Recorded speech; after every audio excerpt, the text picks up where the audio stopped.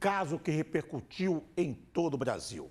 O suspeito de matar a enfermeira grávida prestou depoimento ontem à noite, negou qualquer tipo de participação no assassinato da enfermeira. Mas a polícia parece que tem muitas provas contra o suspeito. Deixa eu chamar ao vivo a repórter Alessandra Ximenes para trazer todos os detalhes da prisão do suspeito, a negativa de autoria dele, enfim, como é que estão as investigações. Ale, bom dia. Ei, Dudu, bom dia para você, para quem acompanha o Espírito Santo no ar. A gente começa essa sexta-feira falando desse caso tão brutal que chocou aí todo o Espírito Santo.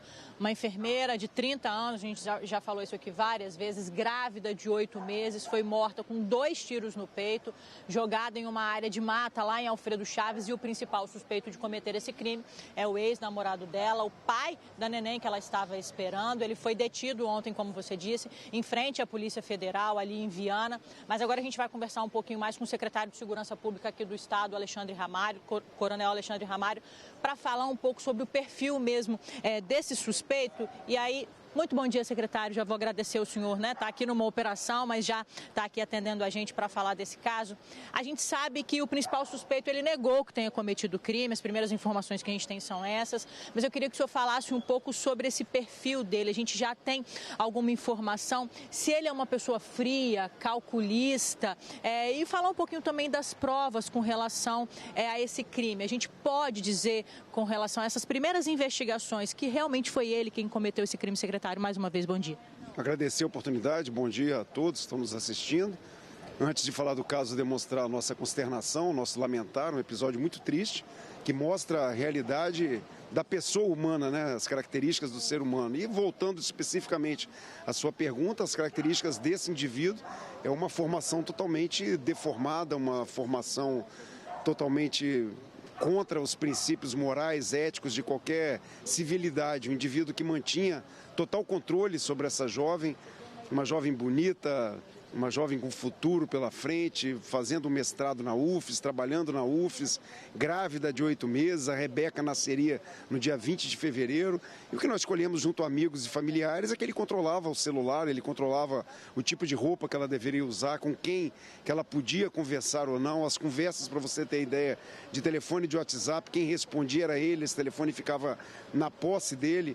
Isso, aproveitando a audiência de vocês também, serve para um alerta para as famílias, né? Tem muitas meninas novas iniciando um relacionamento e a família acompanhar isso, né? Quando o menino começa a falar, esse aqui você corta, esse aqui você não fala, você não vai usar essa roupa, você vai cortar o cabelo, eu não quero você assim, assado.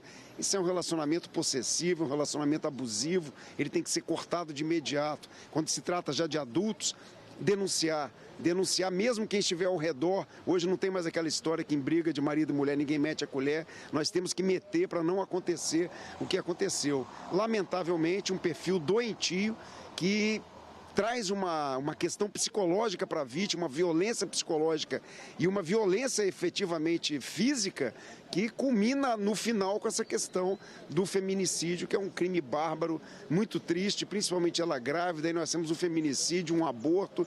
Assim, lamentar que isso esteja acontecendo em solo capixaba na época que nós estamos. Secretário, Dudu tem uma pergunta lá no estúdio. Dudu, só você me passar aqui que eu repasso para o secretário porque ele não te ouve.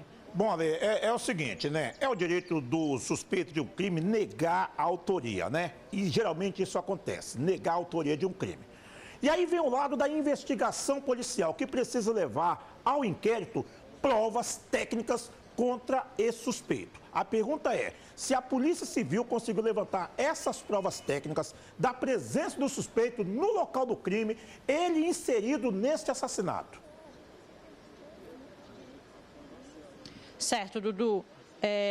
Secretário, o Dudu fala que ele negou o crime, é um direito dele negar o crime, mas aí com relação às investigações, a Polícia Civil está investigando e é papel da polícia, então, ter provas contundentes para colocar esse suspeito no local do crime. A Polícia Civil já tem essas provas que correlacionem esse suspeito ao crime? Olha, nós temos um investimento muito forte no Estado do Espírito Santo em tecnologia voltado para a investigação e para as operações das nossas polícias. Ferramentas que comprovam que esse indivíduo esteve no local do crime mais de uma vez, ferramentas que mostram trajetos que ele executou. Então, assim, é o principal suspeito pelos relatos desse relacionamento possessivo, de agressões anteriores, da dificuldade que a família e amigos tinham de conviver com ela, porque ele impedia essa aproximação. Então, tudo isso, obviamente, que precisa ser investigado a fundo, robustecer as provas, para aí sim comprovar junto ao Ministério Público e Poder Judiciário a culpabilidade dele. Hoje, tudo nos indica, no início do inquérito, ele como principal suspeito.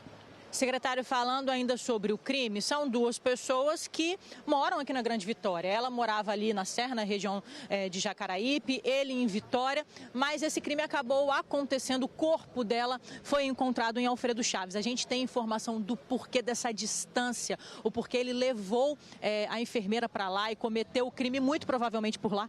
Como ele não falou nada na data de ontem, como ele negou que teria sido o autor desse feminicídio, nós ainda estamos no campo da suposição, então eu não teria nada para te falar. A gente poderia supor, será que ele foi chamar para um passeio, que a região era uma região turística, mas vai num passeio à noite? Será que ele premeditou levar para lá porque era distante, porque era um local ermo? E então, dessa forma é que a gente não tem ainda elementos para comprovar o que de fato aconteceu. No decorrer das investigações é que a gente espera ter os esclarecimentos desse fato. Com relação à prisão dele, a defesa alega que não era necessária a abordagem que foi feita ali em frente à Polícia Federal, com armamento pesado, porque ele já estaria se encaminhando para Alfredo Chaves para prestar depoimento. Eu queria que o senhor falasse um pouquinho sobre essa alegação da defesa, secretário. Total respeito à advocacia, total respeito à defesa. Pela parte da manhã, um primeiro advogado se comprometeu com a doutora Maria da Glória de levá-lo e apresentá-lo. Nós esperávamos que isso tivesse acontecido até às 10h30, isso não aconteceu.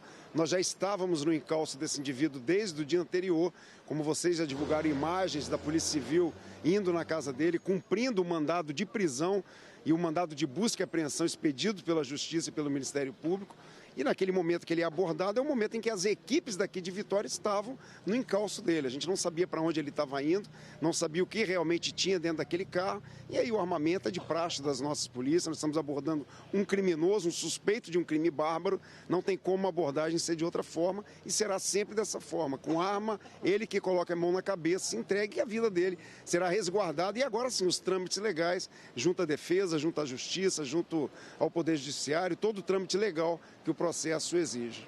Dudu, tem mais uma pergunta lá no estúdio, pode me falar, Dudu, eu já repasso para o secretário mais uma vez. Ale, a pergunta é a respeito ainda do suspeito e da responsabilidade que a imprensa profissional tem que ter num caso como esse. Porque surgiu uma informação de que o suspeito seria um policial militar. Aí muita gente vai lá para as redes sociais e passa a dizer que o suspeito é um policial militar, que de certa forma arranha a imagem da corporação. E em momento algum a imprensa divulgou isso até esperar a confirmação por parte da Polícia Civil, claro, da Secretaria, de que ele não é policial militar. Afinal de contas, qual é a profissão dele? Ele se apresentava como policial militar, ele circulava lá no bairro dizendo que era policial. Qual é essa situação de policial militar surgindo como policial militar e suspeito, Ale? Já repasso para ele aqui, Dudu. Secretário, a pergunta do Dudu é com relação a uma informação que parte da família, que parte dos amigos da vítima, dizem que esse suspeito estava sempre dizendo que ele era policial militar. E aí isso vai para as redes sociais, acaba manchando a imagem de uma corporação que está aí para defender a sociedade, e aí a gente precisa ter responsabilidade com isso. A Polícia Civil tem alguma informação se ele realmente dizia isso, o porquê, de onde surgiu essa informação de que ele dizia para a vítima que era realmente policial militar? A gente tem informação de qual seria a profissão dele de verdade?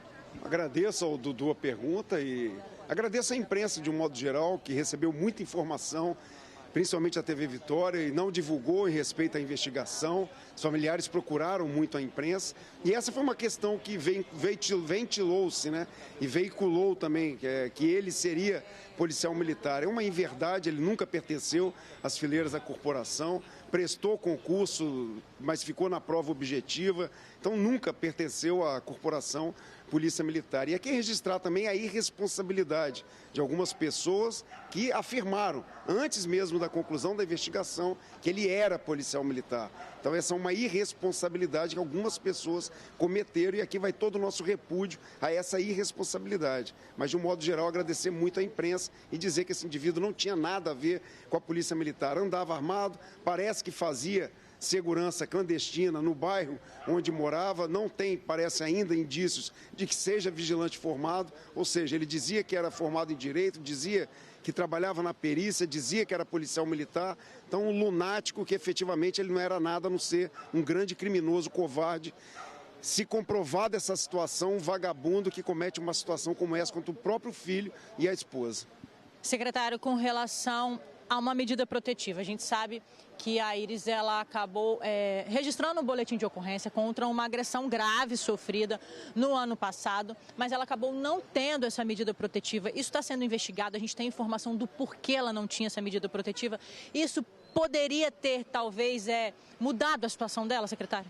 Olha, lamentar demais o afastamento da Iris e da Polícia Civil, porque logo depois de outubro a gente não teve mais contato com a Iris, a gente sabe da pressão psicológica que esses indivíduos covardes exercem sobre essas vítimas, e aí muitas vezes ela não tem mais ferramenta e meios para procurar. Realmente ela pediu a medida protetiva, a gente tem que saber o porquê que isso não saiu, porque se tivesse saído nós teríamos a oportunidade de fazer a visita preventiva com a Patrulha Maria da Penha. Eu posso adiantar para vocês o seguinte, de que em outubro ela solicitou uma medida protetiva de urgência, a medida protetiva de urgência foi solicitada por ela, mas ela não conseguiu essa medida protetiva de urgência. E o delegado-geral da Polícia Civil, chefe de polícia, delegado-geral da Polícia Civil, José Darcy Arruda, determinou que a Corregedoria da Polícia Civil apure o que aconteceu. O delegado falou a respeito de um sistema que estaria sendo implementado entre a Polícia Civil e o Poder Judiciário